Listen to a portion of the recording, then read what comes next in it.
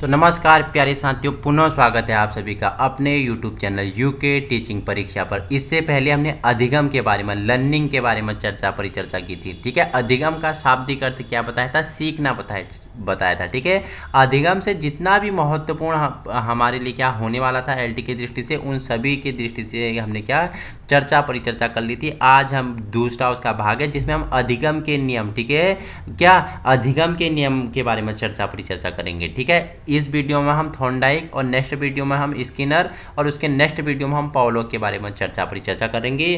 तो अधिगम के नियम की बात करूं तो प्रतिपादक कौन है? थॉर्नडाइक महोदय हैं। कहाँ के थे? अमेरिका के थे। ठीक है, अमेरिका के कौन थे? मनोवैज्ञानिक थे थॉर्नडाइक। इन्होंने अपनी पुस्तक, ठीक है, पुस्तक का नाम है शिक्षा मनोविज्ञान, 1913 में तीन मुख्य और 5 गौण नियम बताए हैं। ठीक है, मैं बहुत बार आपको बताते आ रहा हूं कि थॉर्नडाइक ने कुल 8 नियम दिए, 5 गौण और 3 मुख्य। ठीक है, 3 मुख्य नियम का प्रयोग आप शिक्षा के क्षेत्र में कैसे कर सकते हो? ठीक है, छात्रों को शिक्षित करने के लिए आप इन 3 नियमों का प्रयोग कैसे कर सकते हो, उनके बारे में परिचर्चा करेंगे। और यही 3 नियम आपके लिए क्या होते हैं? महत्वपूर्ण होते हैं।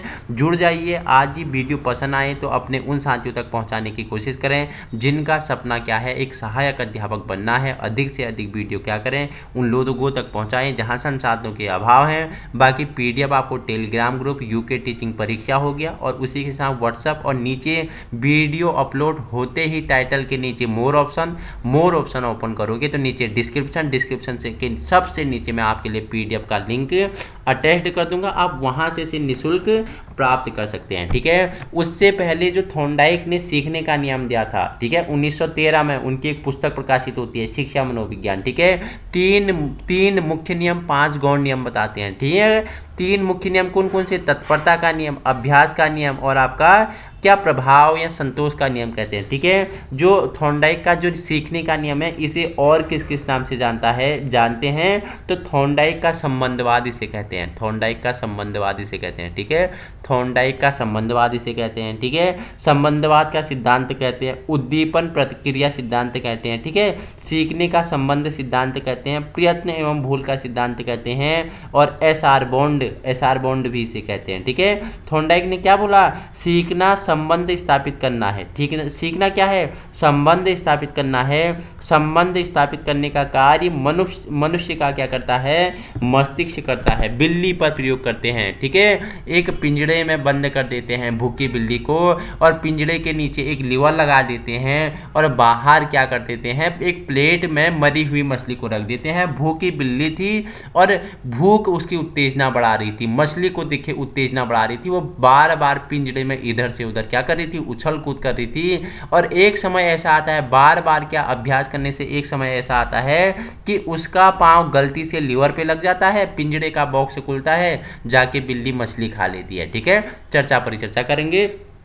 तो आइए, सीखना संबंध स्थापित करता है। संबंध स्थापित करने का कार्य मनुष्य का मस्तिष्क करता है। किसने कहा? थॉर्नडाइक ने कहा। ठीक है, अधिगम के मुख्य नियम की बात करूं तो सबसे पहले इन्होंने बोला क्या? तत्परता का नियम। ठीक है, जिसे क्या बोलते हैं? मानसिक तैयारी का नियम भी कहते हैं। ठीक है, आपसे पूछ लेगा कि निम्नलिखित में से किस नियम को मानसिक तैयारी के नियम के नाम से जानते हैं? तो जो तत्परता का नियम है थॉर्नडाइक का, उसे मानसिक तैयारी का नियम के नाम से भी जानते हैं। तो किसी कार्य को करने के लिए यदि शारीरिक मानसिक रूप से तैयार हैं तो उसे करना सीख जाते हैं। ठीक है, वुडवर्थ ने इसे मानसिक तैयारी का नियम कहा है। ठीक है, जब देखो आप किसी कार्य को करने के लिए शारीरिक और मानसिक रूप से तैयार है तो आप उसे करके सीख ही जाते हो। ठीक है, वुडवर्थ ने इसे क्या बोला है? मानसिक तैयारी का नियम कहा है। ठीक है, आपसे पूछ लेगा कि तत्परता के नियम को किसने मानसिक तैयारी का नियम कहा है? तो वुडवर्थ महोदय ने कहा है। ठीक है, देखो जैसे उदाहरण दिया है, घोड़े को तालाब तक ले जाया जा सकता है। ठीक है, आप घोड़े को पकड़ के क्या कर सकते हो? तालाब तक तो ले जा सकते हो, लेकिन उसे पानी नहीं पिला सकते हो। ठीक है, उसे बात भी नहीं कर सकते हो। ठीक है, चलो तुम पकड़ के लेंगे, हम आज घोड़े को पानी पिला के रहेंगे। ठीक है, देखो मैं वीडियो आप तक तो पहुंचा सकता हूं, लेकिन आपको पढ़ने के लिए मैं प्रेरित नहीं कर सकता हूं। ठीक है, जब तक आपके अंदर से आंतरिक अभिप्रेरणा नहीं आएगी तब तक आप क्या समझ नहीं पाओगे। ठीक है, उसी प्रकार घोड़े को तालाब तक जाया जा सकता है, लेकिन उसे पानी पीने के लिए कार्य नहीं किया जा सकता है। जब तक आप शारीरिक और मानसिक रूप से तैयार नहीं हैं तब तक आप कार्य नहीं कर सकते हो, तब आप सीख नहीं सकते हो, तब तक आप क्या अपने दिशा में क्या आगे नहीं बढ़ सकते हो। ठीक है, इस नियम का उपयोग बालक में रुचि उत्पन्न करने, तैयार करने, जिज्ञासा जागृत करने तथा ध्यान केंद्रित करने में किया जाता है। प्रश्न ऐसे ही बनेंगे, यहाँ से ही बनेंगे। इस वाले लाइन को आप समझ जाओ कि आपसे पूछ लेगा कि जो क्या है थॉर्नडाइक का तत्परता का नियम है, उसके द्वारा बालक में किस प्रकार का विकास किया जाता है।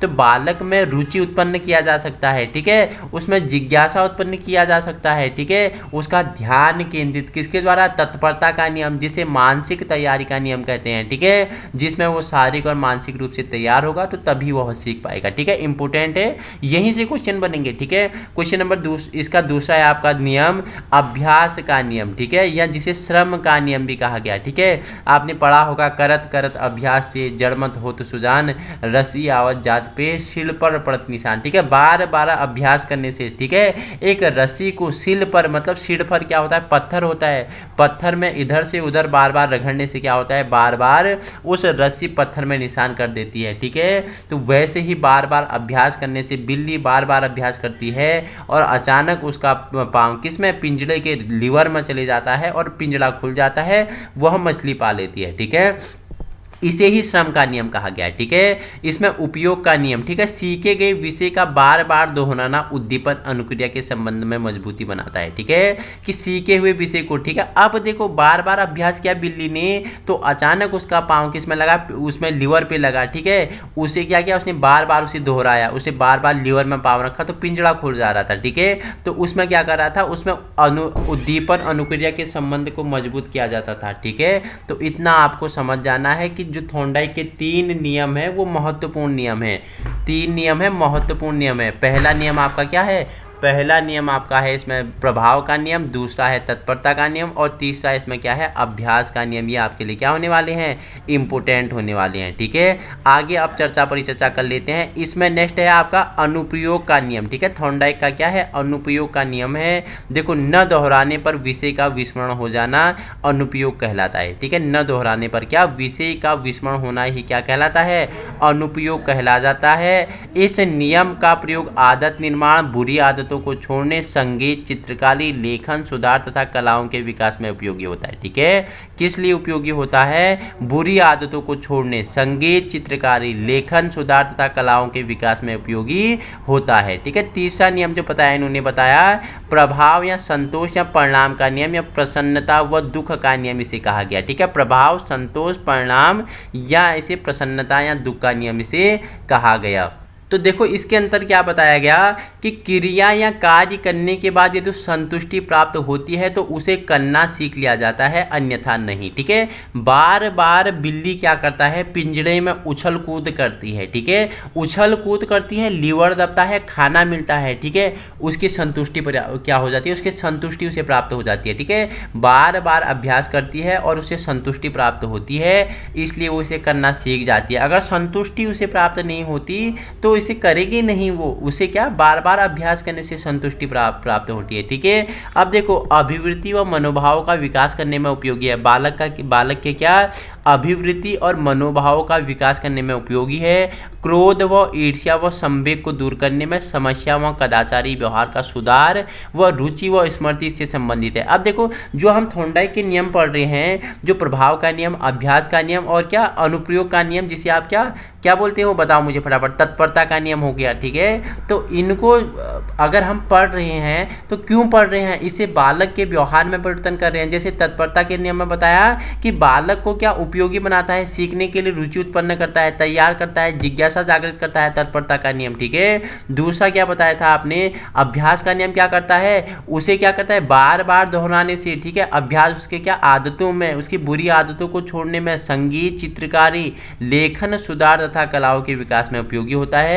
जो प्रभाव का नियम है उसमें क्या होता है, बालक के अभिवृत्ति व मनोभाव का विकास करने में उपयोगी है। क्रोध व ईर्ष्या के संवेग को दूर करने में ये उपयोगी है। तो थॉर्नडाइक के 3 नियम आपके लिए इंपॉर्टेंट है, ये 3 नियम आप अच्छे से पढ़ लेना, ठीक है। देखो क्यों इंपॉर्टेंट है, 3 नियम को हम क्यों पढ़ रहे हैं, बालक के किस प्रकार ये 3 नियम बालक के परिवर्तन कर सकते हैं, बालक में विकास कर सकते हैं, उसके सीखने में मदद कर सकते हैं। प्रभाव का नियम, तत्परता का नियम और अभ्यास का नियम, ठीक है। जो गौण नियम है इंपॉर्टेंट नहीं है, लेकिन हम चर्चा परिचर्चा कर लेंगे है। इसमें पहला है आपका बहु प्रतिक्रिया का नियम है, ठीक है, कि बहु प्रतिक्रियाओं को करके हुए सीख जाना, जैसे बिल्ली का पिंजरे से निकलना, ठीक है। बहु प्रक्रियाओं को करते हुए सीख जाना, जैसे बिल्ली का पिंजरे से निकलना, ठीक है। बार बार क्या कर रही थी, क्रिया कर रही थी, लीवर दबता है, बिल्ली पिंजरे से बाहर आ जाती है, ठीक है। सेकंड इन्होंने गौण नियम में बताया आंशिक क्रिया का नियम बताया, ठीक है।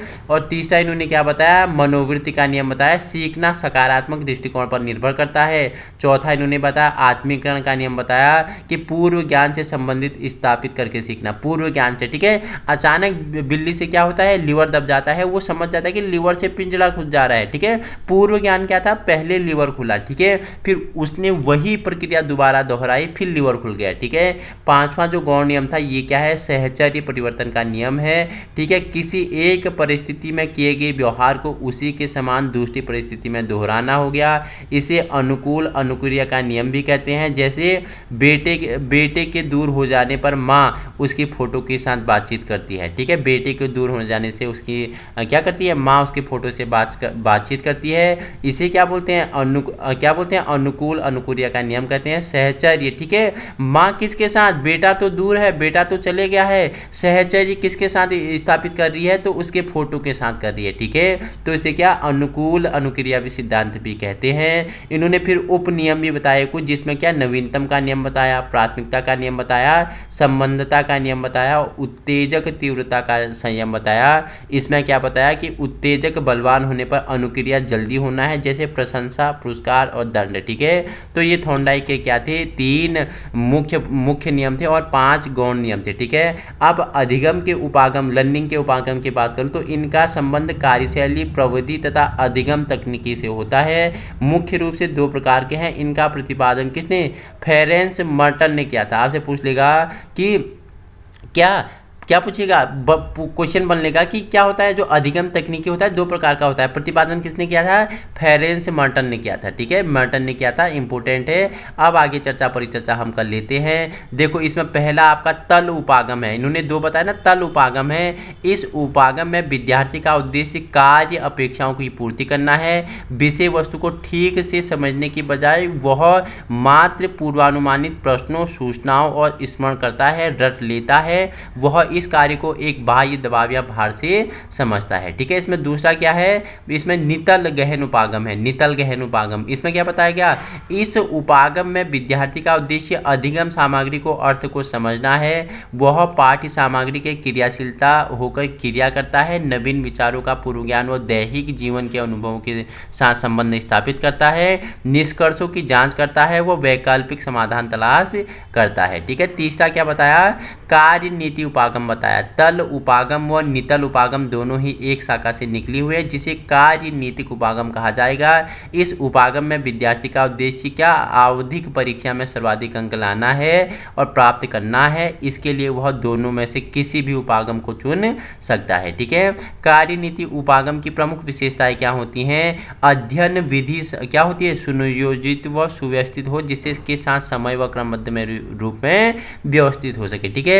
इन उपागमों में 3 प्रमुख विचारधाराएं निकली हैं, व्यवहारवादी, संज्ञानवादी और निर्मतवादी, ठीक है। सीखने की सिद्धांत की बात करूं तो उद्दीपन अनुक्रिया का सिद्धांत, ठीक है, इसमें भी 2 प्रकार होता है। एक आपका पुनर्बलन सिद्धांत होता है, जिसे थॉर्नडाइक, स्किनर, पॉलोक, हल तथा मिलर आदि ने दिया था, और दूसरा आपका इसमें क्या होता है, अपुनर्बलन सिद्धांत है, जिसे वॉटसन, गुथरी और एस्ट्रस आदि ने दिया था, ठीक है। उद्दीपन अनुक्रिया सिद्धांत, ठीक है, एक इसमें पुनर्बलन आ जाता है, एक अपुनर्बलन आ जाता है। पुनर्बलन को किसने समर्थन किया, थॉर्नडाइक, स्किनर, पॉलोक और हल। थॉर्नडाइक हमने जान लिया, स्किनर भी जानेंगे, पॉलोक भी जानेंगे, ठीक है। तीनों ही आपके सिलेबस में, इनके बारे में हम चर्चा परिचर्चा करेंगे। बाकी हल तथा मिलर के बारे में जानोगे तो आप फीडबैक देना, इनके बारे में भी हम चर्चा परिचर्चा कर लेंगे, ठीक है। दूसरा क्या है, अपुनर्बलन सिद्धांत है, जिसमें वॉटसन, गुथरी और एस्टर्स आदि आते हैं, ठीक है। और दूसरा अगर सीखने के सिद्धांत की बात करूं तो उसमें क्लासिक क्लासिकी संज्ञानात्मक सिद्धांत आता है, जिसे वर्दाइमर हो गया, कोहलर हो गया, कोप्ता हो गया, पियाजे हो गया, टोलमैन हो गया। ठीक है, इंपोर्टेंट है। और दूसरा इसमें आ जाता है आधुनिक संज्ञानात्मक सिद्धांत आता है, किसने दिया, ऊसुबेल हो गया, ब्रूनर हो गया, बेंडुरा हो गया, बोल्स हो गया और बिंड्रा हो गया। आपसे क्वेश्चन कैसे पूछेगा कि निम्नलिखित में से क्लासिकी संज्ञानात्मक सिद्धांत के समर्थक कौन है। ठीक है, आपको थॉर्नडाइक, स्किनर, पावलोव दे देगा और उसके साथ क्या दे देगा, उसके साथ कोप्ता दे देगा, तो कोप्ता आपका राइट आंसर हो जाएगा। ठीक है, आइए अब नेक्स्ट अधिगम के सिद्धांत व्यवहारवादी, संज्ञानवादी और निर्मितवादी के बारे में परिचर्चा कर लेते हैं। ठीक है, तो अधिगम के व्यवहारवादी अवधारणाओं की बात करें तो इसकी प्रमुख विशेषताएं क्या थी। पहला इसमें क्या होगा, अधिगम उद्दीपक होगा। ठीक है, अनुक्रिया के संबंध के रूप में व्यक्त होता है। अधिगम उसी अवस्था में होता है जब अपेक्षित वातावरण उपलब्ध हो, वातावरण पर बल मिलता हो। व्यवहारगत परिवर्तन वस्तुगत वस्तुनिष्ठ रूप से क्या होता है, प्रेक्षणीय होता है। व्यवहार को वस्तुगत अध्ययन में विश्वास किया जाता है। अधिगम की मुख्य विधि क्या है, अनुबंधन है। ज्ञान की एक इकाई का दूसरे इकाई का सहचरी समानता, विषमता, समय, स्थान और निकटता जैसे गुणों के कारण होता है। अनुभव और व प्रशिक्षण पर बल दिया गया, किसके, अधिगम के व्यवहारवादी अवधारणा पे। ठीक है, अब देखो व्यवहारवादी उपागम की सीमाएं क्या थी। मानव की तुलना एक मशीन से की गई है, जो गलत है। मानव की तुलना क्या की गई है, एक मशीन से कर दी गई है, जो कि गलत है। इसमें भावनाओं, चिंतन, कार्यों को मात्र व्यक्ति के प्रत्यक्ष व्यवहार के संदर्भ में ही स्पष्ट किया जाता है। ठीक है, तीसरा है संरचनात्मक व वंशानुगत कारकों की अवहेलना करना।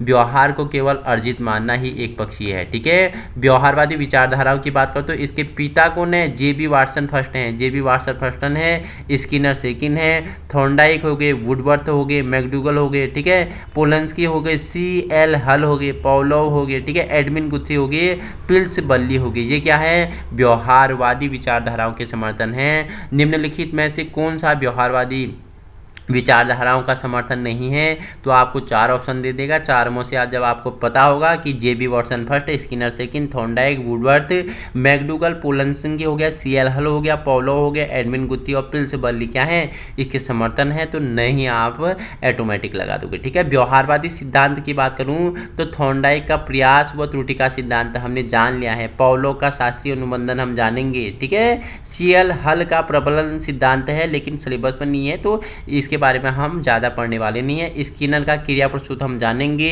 गुथरी का समीपस्थ सिद्धांत और मिलर का सिद्धांत के बारे में हम परिचर्चा करने वाले हैं। व्यवहारवादी विचारधारा मानती है कि वातावरण व्यक्ति को बदल सकता है। क्या बातें हैं व्यवहारवादी विचारधारा, कि जो वातावरण है वो व्यक्ति को बदल सकता है। ठीक है, कि जिस प्रकार के वातावरण में छात्र रहेगा, बालक रहेगा, व्यक्ति रहेगा, उसमें उसी प्रकार का क्या होगा, शिक्षा का विकास होगा। व्यवहारवादी विचारधारा के अनुसार अध्यापक उचित अधिगम परिस्थितियों का निर्माता होता है। उद्दीपक व अनुक्रिया के संबंध पर इसने बल दिया। ठीक है, अब इसमें पहला आपके लिए इंपॉर्टेंट होगा प्रयास एवं त्रुटि का सिद्धांत। ठीक है, अन्य नाम मैंने पहले ही बता दिया, इसे क्या संबंधवाद का सिद्धांत कहा गया। ठीक है, योजनावाद का सिद्धांत कहा गया, आवृत्ति का सिद्धांत कहा गया। अगर आपसे प्रयास या त्रुटि नहीं पूछेगा तो संबंधवाद का सिद्धांत के बारे में पूछ लेगा। ठीक है, तो नाम भी याद रखना है, संबंधवाद का सिद्धांत, योजनावाद का सिद्धांत, आवृत्ति का सिद्धांत हो गया। ठीक है, बंधन का सिद्धांत, बॉन्ड, एस आर बॉन्ड बताया था आपने, क्या बताया था, एस आर बॉन्ड बताया था, एस आर बॉन्ड। ठीक है, हर्ष व दुख का सिद्धांत भी कहते हैं। परिश्रम एवं धैर्य का सिद्धांत, एस आर सिद्धांत, और उद्दीपन अनुक्रिया का सिद्धांत भी इसे कहते हैं। ठीक है, हम अपनी गलती व अनुभव से सीखते हैं। ठीक है, हम अपनी गलती व अनुभव से सीखते हैं। जैसे बिल्ली बार बार गलती कर रही थी, बार बार गलती कर रही थी, एक समय क्या होती है, उसकी गलती न रह जाती है, वो सीख जाता है, दरवाज़ा खुल जाता है। ठीक है, गलतियों से ही मनुष्य सीखता है, इसलिए गलतियां करना भी क्या है, अनिवार्य है। ठीक है,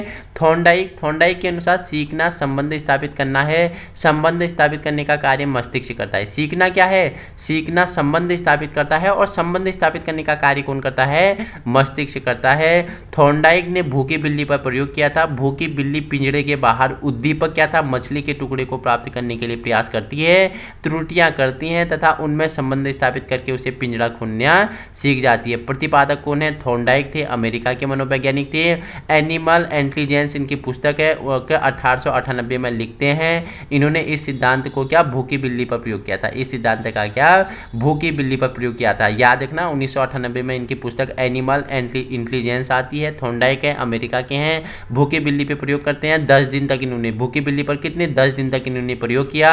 उद्दीपन सुगंधित मछली का टुकड़ा था। ठीक है, बिल्ली को उद्दीपन अपनी ओर आकर्षित क्या कर रही है, बिल्ली की भूख क्या है, उत्तेजना है उसकी बढ़ा रही है, उसकी उत्तेजना क्या, उसकी भूख बढ़ा रही है, उसे आकर्षित, उसे उद्दीपन कौन कर रही है, जो बाहर पे क्या है सुगंधित मछली है उसे क्या कर रही है, अपनी ओर आकर्षित कर रही है। वो बार बार पिंजड़े में उछल कूद कर रही है, तो अचानक से उसका क्या हो जाता है, लीवर दब जाता है पिंजड़े का और दरवाजा खुलता है, मछली खा लेती है। ठीक है, चरण इसमें प्रयास करना, असफल होना, फिर प्रयास करना जब तक सफलता नहीं मिलते हैं। ठीक है, सबसे पहले उसने प्रयास किया, प्रयास करते करते उसमें असफलता आई। ठीक है, आप बार बार क्या कर रहे हैं, प्रयास कर रहे हैं, आप बार बार क्या कर रहे हैं कि एक सरकारी पोस्ट पाने के लिए, एक सरकारी पद पाने के लिए बार बार प्रयास कर रहे हैं और असफल हो रहे हैं। ठीक है, फिर आप प्रयास करते हैं जब तक आपको सफलता नहीं मिल जाती है। ठीक है, देखो शिक्षा में इसका किस प्रकार उपयोगिता है, तो मंद बुद्धि बालकों के लिए यह सिद्धांत उपयोगित है। ठीक है, ये आपके लिए इंपॉर्टेंट है।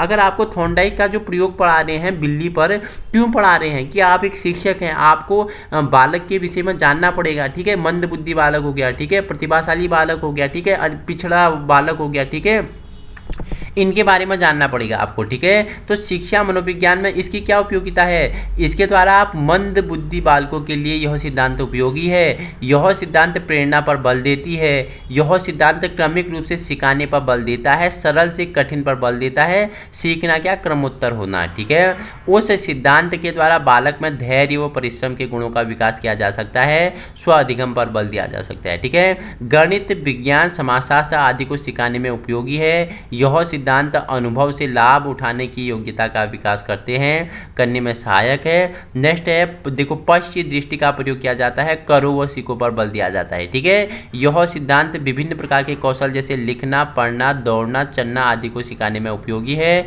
और स्व अधिगम द्वारा सीखने पर बल देता है। ठीक है, जो क्या है, जो इसका क्या है, प्रयास व भूल त्रुटि, ठीक है, तत्परता का नियम, अभ्यास का नियम, ये क्या करता है बालकों में और शिक्षा मनोविज्ञान में किस प्रकार उपयोगी है, ये पॉइंट आपके लिए इंपॉर्टेंट है। ठीक है, स्टार लगा लेना, की पॉइंट बना लेना, अगर स्टेटमेंट में पूछेगा तो आप करके आएंगे। ठीक है, मैं आशा करता हूं कि आप करके आएंगे। ड्राइविंग, टेनिस आदि सिखाने में उपयोगी है, परिश्रम के प्रति आशा का संचार होता है और आर्किमिडीज का सिद्धांत इसी पर आधारित है। ठीक है, आप मुझे बताएंगे कि आर्किमिडीज का सिद्धांत क्या था, कमेंट में मैं जानना चाहता हूँ। ठीक है, कमेंट में सबका फीडबैक जानना चाहता हूँ कि आर्किमिडीज का सिद्धांत क्या कहता है। ठीक है, मैं जानना चाहता हूँ कि आप किस लेवल के हैं, आपका स्तर क्या है। ठीक है, दोष की बात करूं तो व्यर्थ के प्रयत्नों पर बल दिया गया, अंतर्दृष्टि का अभाव। ठीक है, सीखने में यांत्रिकता पर बल दिया गया, सीखने का कारण स्पष्ट नहीं है, प्रतिभाशाली बच्चों के लिए अनुपयोगी है, बाह्य पुनर्पलन पर बल दिया गया, सीखने की गति का क्या है, अनियमित होना है, सीखने में चिंतन का स्थान नहीं है, नोट अर्जित ज्ञान से उपयोगी बनाने वाला यह सिद्धांत है। सिद्धांत के तत्व की बात करूं तो इसमें प्रेरणा हो गया, बाधा हो गया, निरर्थक प्रक्रिया हो गया, व्यर्थ अनुक्रिया को दूर करना, सफलता हो गया, सही अनुक्रिया की स्थापना कर लक्ष्य की प्राप्ति। ठीक है, नोट रखना, इस सिद्धांत पर लॉयड मॉर्गन ने कुत्ते व मैकडूगन ने चूहे पर भी प्रयोग किया था। अब देखो कुत्ते पर पाउलिंग ने भी किया था। ठीक है, इस सिद्धांत के आधार पर कुत्ते पर किसने, लॉयड मॉर्गन ने, और किसने, मैकडूगन ने चूहे पर प्रयोग किया था। ठीक है, अब हम आगे चर्चा परिचर्चा नेक्स्ट जो वीडियो आएगी उसमें हम क्या जानेंगे, उसमें हम अनुकूलित अनुक्रिया का सिद्धांत जानेंगे। ठीक है, किसका, इवोन पावलिक का जानेंगे। ठीक है, कुत्ते पर प्रयोग करते हैं ईपी पावलोव। कहाँ के थे, कहाँ के मनोवैज्ञानिक थे, बताना मुझे। ठीक है, रूस के शरीर मनोवैज्ञानिक थे। ठीक है, इन्होंने कुत्ते पर लार का टपकना, घंटी का बजना, ठीक है, कुत्ते को क्या करती है, उत्तेजना पैदा करती है। ठीक है, भोजन मिलता है, जब कुत्ता समझ जाता है घंटी बजेगी तो मुझे भोजन मिलेगा, घंटी बजेगी तो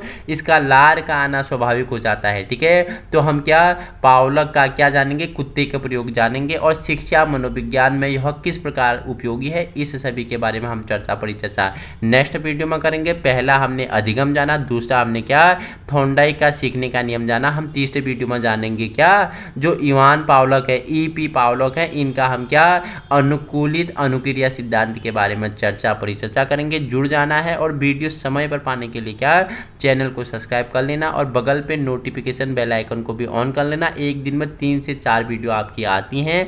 जल्दी जल्द ही आपका सिलेबस क्या हो जाएगा, कंप्लीट हो जाएगा। आप एक अच्छी तैयारी के स्तर पे होंगे और आगामी 30 जून को अगर आप जब परीक्षा हॉल में बैठोगे, आपने पढ़ा होगा, वीडियो देखी होगी, समझी होगी और रिवीजन किया होगा पीडीएफ से, तो आपको बहुत आसान लगेगा, आप अच्छे से एग्जाम करके आओगे। ठीक है, थैंक यू सो मच।